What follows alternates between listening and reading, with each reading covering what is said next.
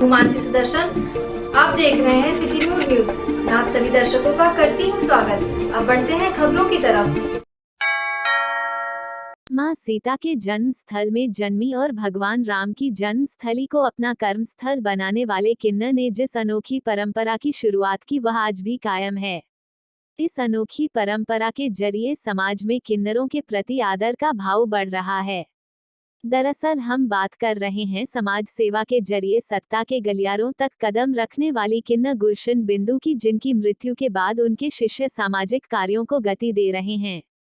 गरीबों को संबल प्रदान करना और असहाय बच्चों को शिक्षा, विवाह समेत कई सामाजिक कार्य गुलशन बिंदु के किन्नर शिष्यों ओर से आज भी किए जा रहे हैं। रामनगरी अयोध्या का किन्नर समाज गरीब, असहाय और अनाथ बच्चों को सहायता करने में पीछे नहीं है। सीतामढ़ी में जन्मी किन्नर समाजसेवी गुलशन बिंदु ने जिस परंपरा की शुरुआत की उसे उनके शिष्य आज भी महत्व दे रहे हैं। गुलशन बिंदु आज हमारे बीच में नहीं है, लेकिन उन्होंने आमतौर पर ही दृष्टि से देखे जाने वाले किन्नर समाज को अपनी सामाजिक कार्यों के जरिए जो सीख दी उसका पालन कर किन्नर समाज के लोग अन्य समाज में अपने प्रति आदर की भावना उत्पन्न कर रहे हैं। गुलशन बिंदु असहाय बच्चों के लिए यतीम खाना चलाती थीं। उन्होंने 250 से अधिक गरीब लड़कियों की शादी करवाई। गुलशन बिंदु के इसी कार्य को अब उनके शिष्य पिंकी किन्नर, राखी किन्नर समेत करीब 18 से 20 शिष्य आगे बढ़ा रहे हैं। वही पिंकी मिश्र किन्नर समाज से हैं, अयोध्या में रहती हैं और किन्नर गुलशन बिंदु को अपना गुरु मानती हैं। लिहाजा पिंकी भी अब समाजसेवी गुलशन बिंदु के रास्ते पर चल पड़ी हैं। वो कहती हैं कि मैं अपने गुरु कितना समाज सेवा तो नहीं कर सकती, लेकिन मुझसे जितना हो सकता है उतना मैं समाज के लिए करने के में तत्पर हूँ। पिंकी मिश्रा ने बताया कि उन्होंने अपने संरक्षण में 5 बेटियां और 2 बेटों को रखा है। एक बेटी की शादी हो रही है, बाकी 4 बेटियां और 1 बेटा पढ़ रहा है। एक बेटा अभी छोटा है। किन्नर पिंकी मिश्रा ने कहा कि हमें समाज के प्रति सम्मान की भावना रखनी चाहिए। सामाजिक कार्यों से पुण्य फल की प्राप्ति होती है।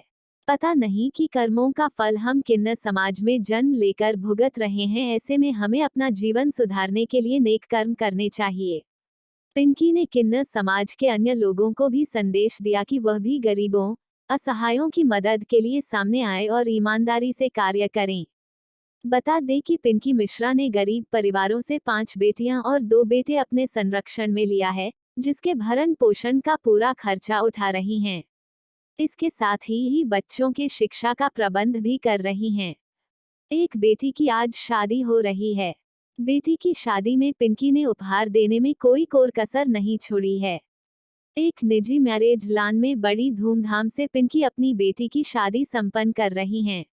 अयोध्या फैजाबाद की जनता को बहुत बहुत धन्यवाद देना चाहती हूँ कि माता रानी करे कि मेरे जजमान बने रहे और मेरे पूरा अयोध्या फैजाबाद की जनता बनी रहे, खुशहाल रहे, कि परमात्मा करे उनका परिवार बढ़े, उन्हीं का दिया हुआ है। और एक बेटी ये है, अभी 4 बेटी मेरी और हैं। 5 बेटी हमने गोद लिया, बचपन से पाला, अपने पास रखा, पढ़ा रही लिखा रही जितना वो पढ़ेंगी। इसकी पढ़ाई पूरी हो गई, अपना मिल गया शादी, लड़का मिल गया, शादी कर दे रही है। ये भी हमारी बेटी है और 4 शादी भी हमें और करनी है। जी, हमें जो है सबसे पहले तो स्वर्गीय गुलशन बिंदु जी की मैं चेला हूँ, ठीक है। और मैंने अपने गुरु को देखा, मैंने देखा कि उन्होंने एक नहीं 5-5, 10-10, 15-15, 20-20 शादियाँ करवा चुकी हैं। तो कम से कम गुरु ने इतना किया तो चेले का भी फर्ज बनता। अगर गुरु ने 1 रुपया किया है तो चेले का फर्ज बनता कि 1.5 रुपया 2 रुपया उसको करे। तो उन्होंने अगर 20-25 शादियां की हैं तो हम भी चाहते हैं कि नहीं ज्यादा कर पाएंगे तो 5-7 शादियां तो जरूर हम करेंगे। 5 बेटी ले रखी है, 1 बेटा ले रखी है। पूरा मेरी फैमिली, मेरा पूरी फैमिली है। ये घर में हमारी शांति माई जी हैं, नताशा मेरी गुरु भाई है, यानी कि मेरे चेले 25-30 चेले नाती, हम मिलके सब मिलके अपना सब कर रहे हैं। जी, मैंने अपनी बिटिया के लिए बार ढूंढा जगदीशपुर से बारात आई है हमारे। अब दहेज में तो आप देख भी चुके होंगे, अब कहें क्या, दान तो उस चीज को किया जाता है कि जो है दान करो, एक हाथ से करो तो दूसरे हाथ को पता ना चले, है ना। इतनी जो नहीं दे सकती हम, लेकिन मेरे अयोध्या फैजाबाद की जनता बनी रहेगी तो जाने कितना हम यकीन मानिए, भगवान जानता है हमारा। हनुमानगढ़ी अयोध्या फैजाबाद की जो है जनता और हमारे किन्नर समाज की जनता, वो मेरा दिल जानता है। कल की रात से जब से शादी पास आई है तब से दिल नहीं मान रहा है। कल की रात भी नहीं सोए हैं, पूरी रात उलझन कि सुबह बेटी चली जाएगी, बेटी चली जाएगी। और आगे मैं क्या कहूँ, बस यही कहना चाहती हूँ कि सारी जनता बनी रहे, ऊपर वाला इतना देवे हमारे जजमान को कि हम एक नहीं 10 शादियाँ करें और गरीब की खूब मदद करें। बस परमात्मा इतना हमें देवे कि पहले मैं 4 को खिला दूं फिर मैं खाऊं। समाज से गुजारिश करती हूँ कि सब अच्छे अच्छे काम करें, नेक काम करें, कि उनका अगला जन्म अच्छा हो जाए, है ना। जाने कौन सा कर्म किया कि इस जन्म में किन्नर समाज में आए, और फिर इस जन्म में भी अच्छा कर्म ना करें तो अगला जन्म भी बेकार हो जावे। तो इसलिए इस जन्म में इतना झेल रहे हैं कि परमात्मा इतना कर दे में कि अगला जन्म तो सुधर जाए। रामनगरी अयोध्या में भगवान श्री राम की भव्य मंदिर निर्माण के साथ श्रद्धालुओं की संख्या भी बढ़ती जा रही है। प्रत्येक दिन लाखों की तादाद में लोग भगवान श्री रामलला का दर्शन करने की इच्छा लिए अयोध्या पहुंच रहे हैं, लेकिन समय की उपलब्धता पूरी न होने के कारण बहुत से लोग रामलला के दरबार नहीं पहुंच पा रहे हैं। इसको लेकर लगातार सुरक्षा अधिकारियों व राम जन्मभूमि ट्रस्ट के बीच बैठक के दौरान समय को बढ़ाए जाने की योजना पर विचार किया गया। वहीं राम मंदिर ट्रस्ट इस योजना पर सहमत नहीं है। श्री राम जन्मभूमि तीर्थ क्षेत्र ट्रस्ट के महासचिव चंपत राय के मुताबिक अन्य मंदिरों की अपेक्षा राम जन्मभूमि परिसर में भी दर्शन की अवधि को बढ़ाए जाने के बारे में सोचता है। सुरक्षा के अधिकारी भी मानते हैं, लेकिन अयोध्या के लोग इससे भली भांति जानते हैं कि 5 जुलाई 2005 में जिस प्रकार से आतंकवादी हमला हुआ उसके बाद भी 2-4 बार कुछ लोग पकड़े गए हैं, इसका विकल्प नहीं है। उन्होंने बताया कि दर्शन अवधि बढ़ाए जाने के बाद अंधेरे में जांच पड़ताल की कार्रवाई कैसे पूरी की जा सकती है। हमें सभी कठिनाइयों को समझना है। हनुमानगढ़ी कनक भवन जैसी स्थिति राम जन्मभूमि पर नहीं है, क्योंकि अगर कोई खुराफाती दिमाग करने वाला व्यक्ति जनता के बीच घटना कर क्या करने का कार्य करेगा, ऐसी परिस्थिति में कोई सलाह नहीं दिया जा सकता है।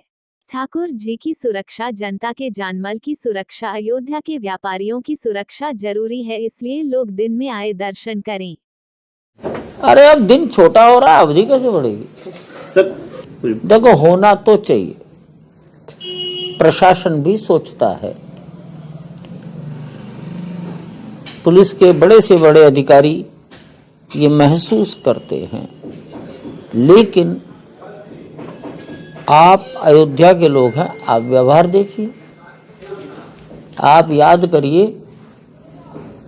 5 जुलाई 2007 या 5 जुलाई 2005, उसके बाद भी 2-4 बार कोई ना कोई लोग पकड़े गए वहां। इसका विकल्प आपके पास, मेरे पास क्या है? हमारे पास तो कोई नहीं, और किसी पर हो तो वो एसएसपी साहब को लिख दे कि ये विकल्प है इसका। अंधेरे में जांच पड़ताल कैसे हो? हमें कठिनाइयां सभी की समझनी है। हनुमानगढ़ी और कनक भवन जैसी परिस्थिति बनना तो एकदम संभव नहीं है, और अगर कोई खुराफाती दिमाग होगा तो जनता की भीड़ में करके दहशत पैदा कर देगा, 150 लोगों की जान लेकर अपना गुस्सा ठंडा करने की कोशिश करेगा। ऐसी परिस्थिति में हम कोई सलाह नहीं दे सकते। श्रम व सेवायोजन मंत्री स्वामी प्रसाद मौर्य ने अयोध्या में आयोजित वृहद सामूहिक विवाह कार्यक्रम को विश्व का सबसे बड़ा सामूहिक विवाह कार्यक्रम बताया। उन्होंने कहा कि आज श्रमिक पुत्रियों के सामूहिक विवाह के कार्यक्रम ने राजा महाराजाओं के बेटियों के शाही शादी जैसे कार्यक्रम भी पीछे छोड़ दिया है। सरकार की ओर आयोजित सामूहिक विवाह कार्यक्रम में औपचारिकता नहीं निभाई जाती।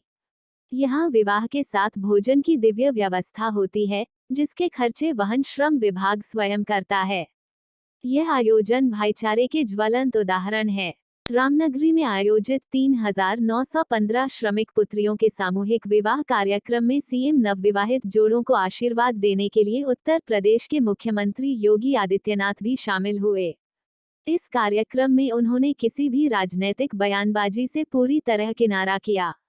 बड़े स्तर पर आयोजित सामूहिक कार्यक्रम में भारी भीड़ एकत्र हुई।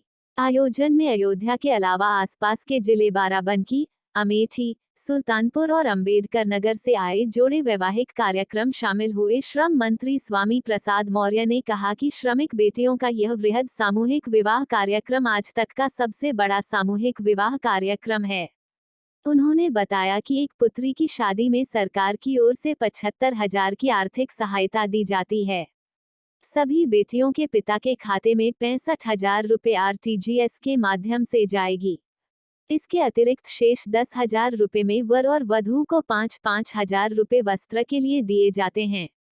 साथ ही इस पूरे आयोजन का खर्च विभाग स्वयं वहन करता है। 50,000 परिवारीजन भोजन करेंगे। यह एक दिव्य व्यवस्था होगी। यहाँ पर औपचारिकता नहीं निभाई जाती है, बल्कि जैसे अपने बेटी की शादी में अच्छा खाना दिया जाता है, वैसे ही श्रमिक बेटियों की शादी में 50,000 परिवारीजनों को भोजन कराया जाएगा। श्रम मंत्री ने कहा कि जिस तरीके से श्रमिक पुत्रियों के सम्मान में 1 लाख से अधिक सामूहिक विवाह कार्यक्रमों के माध्यम से शादियां संपन्न कराई हैं, इससे पीएम मोदी और सीएम योगी जी के विकास का मूल मंत्र स्पष्ट होता है।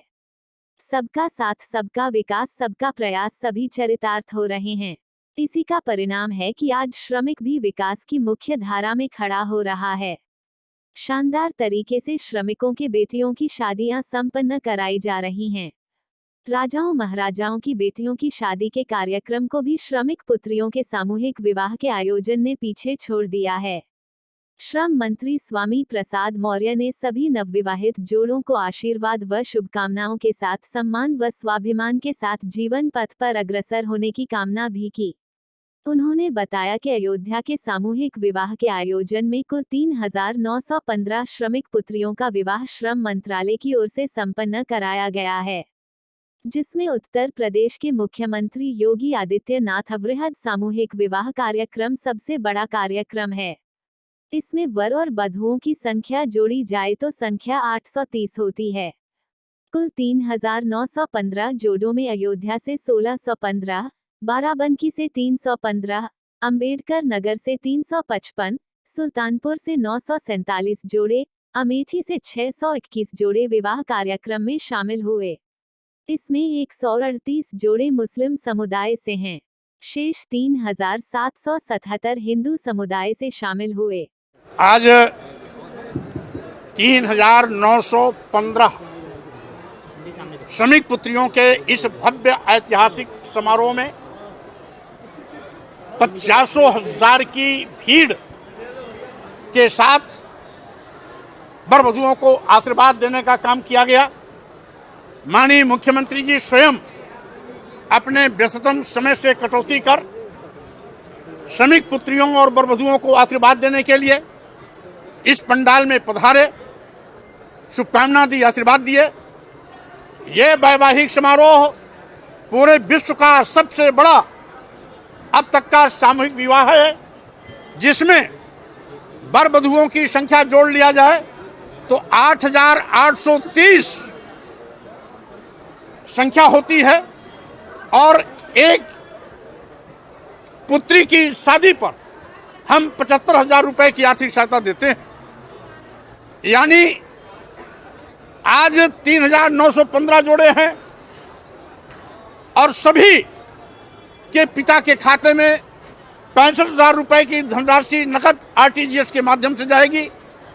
शेष 10,000 रुपए में हमने वर वधू के वस्त्र के लिए, 5,000 रुपया कन्या के लिए और 5,000 रुपया दूल्हे के लिए दिए हैं। और साथ ही साथ इस पूरे भव्य आयोजन का कार्यक्रम का खर्च श्रम विभाग स्वयं वहन करता है। 50,000 परिवारीजन अभी भोजन करेंगे वो एक दिव्य व्यवस्था होगी। यहाँ पर औपचारिकता नहीं निभाई जाती, बल्कि जैसे अपनी बेटी की शादी में अच्छा खाना दिया जाता है, वैसे ही श्रमिक पत्नियों के इस वैवाहिक कार्यक्रम में 50,000 परिवारीजनों को भोजन भी कराया जाएगा। और हम समझते हैं जिस तरीके से श्रमिक पत्नियों के सम्मान में श्रम विभाग ने अब तक 1 लाख से भी ज्यादा वैवाहिक कार्यक्रमों के माध्यम से शादियां संपन्न कराई हैं, स्वाभाविक रूप से मोदी जी और योगी जी का वह मूल मंत्र सबका साथ, सबका विकास, सबका प्रयास और सबका साथ, ये सब के सब अपने आप चरितार्थ हो रहे हैं कि आज श्रमिक भी विकास की मुख्य धारा में खड़ा हो रहा है। शानदार तरीके से उसकी बेटियों की शादी भी संपन्न कराई जा रही है। राजाओं महाराजाओं की बेटियों की शादी को भी श्रमिक पुत्रियों का सामूहिक विवाह का आयोजन पीछे छोड़ दिया है। आज हम समझते हैं विश्व के सबसे बड़ी सामूहिक विवाह में हम सभी वर वधुओं को आशीर्वाद देते हैं, शुभकामना देते हैं और साथ ही सम्मान स्वाभिमान के साथ वो अपने भविष्य पथ पर आगे बढ़े, इस प्रकार की बधाई देते हुए मैं पुनः आप सबको धन्यवाद देता हूं कि आप सभी लोगों ने भी इस कार्यक्रम को अपने कैमरों में कैद करने में पीछे नहीं रहे। आप सबको भी बहुत बहुत धन्यवाद। अयोध्या मंडल के विभिन्न कुल मिलाकर के जो 3,915 जोड़े हैं, उसमें अयोध्या से 1,615 जोड़े, बाराबंकी से 377 जोड़े, अम्बेडकर नगर से 355 जोड़े, सुल्तानपुर से 947 जोड़े, अमेठी से 621 जोड़े। इस प्रकार से मुस्लिम समुदाय की कितनी इसमें 138 जोड़े मुस्लिम समुदाय से हैं और 3,777 जोड़े हिंदू समुदाय से हैं। हम समझते हैं ये भाईचारे का सबसे ज्वलंत और जीता जागता एक मिसाल भी है। उत्तर प्रदेश श्रम विभाग एवं अन्य सन्निर्माण कर्मकार कल्याण बोर्ड द्वारा संयुक्त रूप से श्रमिकों के लिए कल्याणकारी योजनाओं व वृहद सामूहिक विवाह कार्यक्रम जीआईसी मैदान में आयोजित किया गया।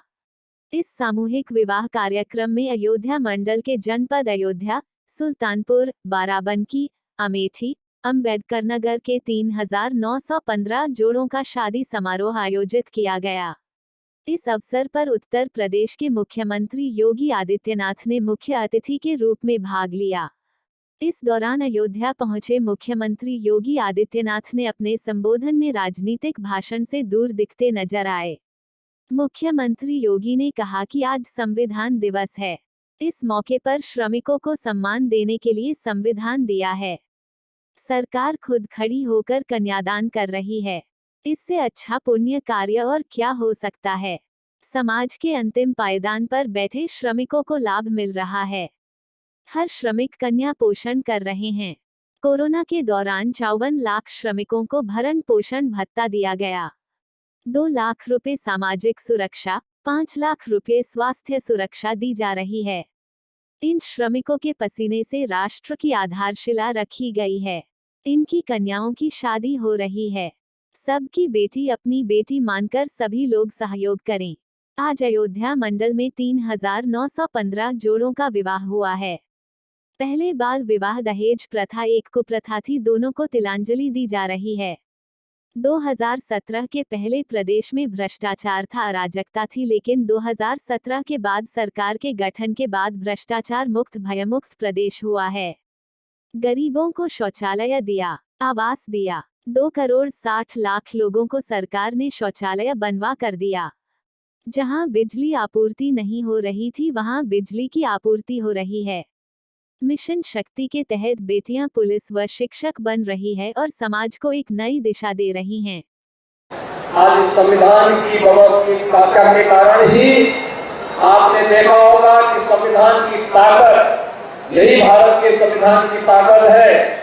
एक श्रमिक की कन्या की शादी में प्रदेश सरकार स्वयं उपस्थित होकर के कन्यादान का आयोजन कर रही है।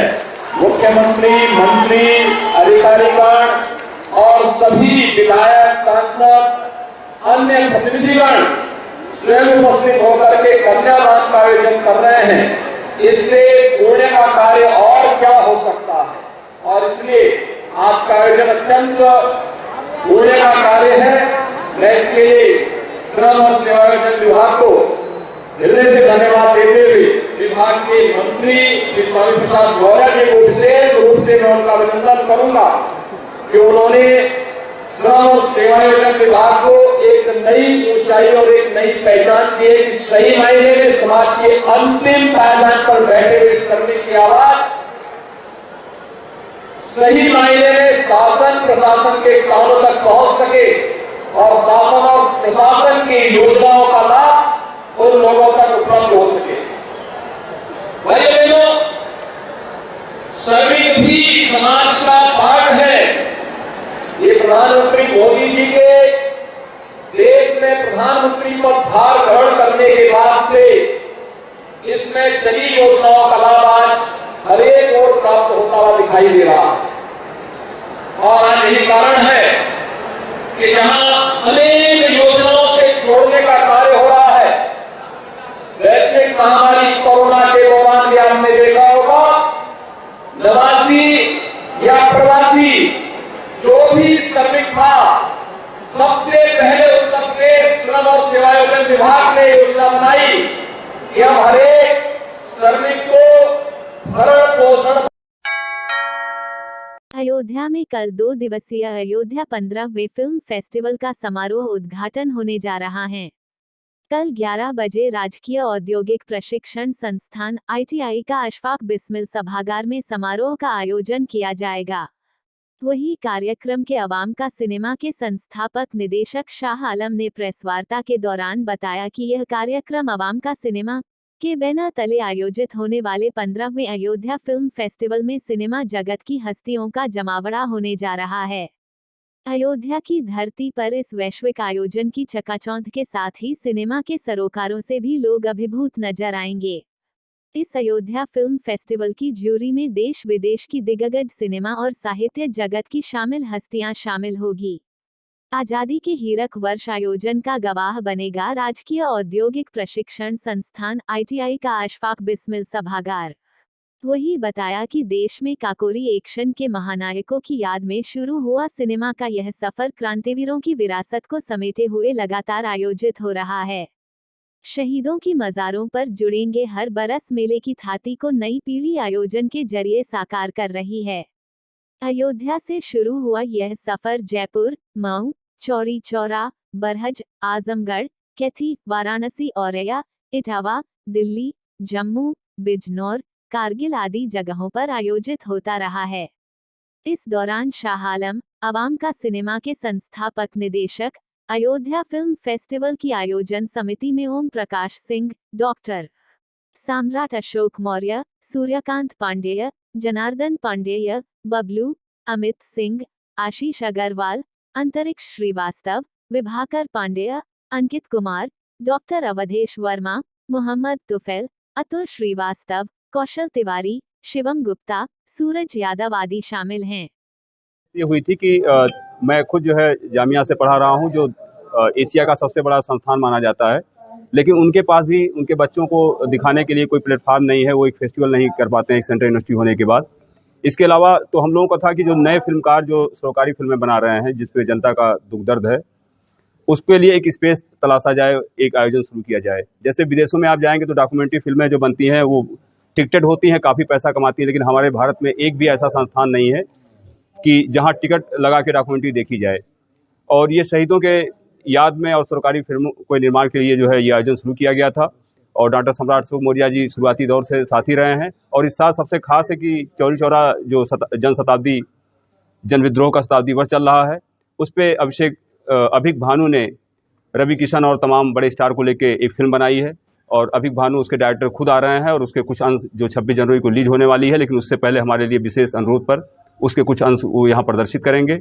इसके अलावा बहुत सारे अतिथि आ रहे हैं। आप लोग 2 दिन के आयोजन में आइए, एंजॉय कीजिए और पूरी दुनिया से सिनेमा का अयोध्या से सेतु बनूं, यही कामना है। आज के लिए बस इतना ही। कल फिर मिलेंगे इसी समय इसी चैनल पर। अब हमें दीजिए इजाजत। नमस्कार।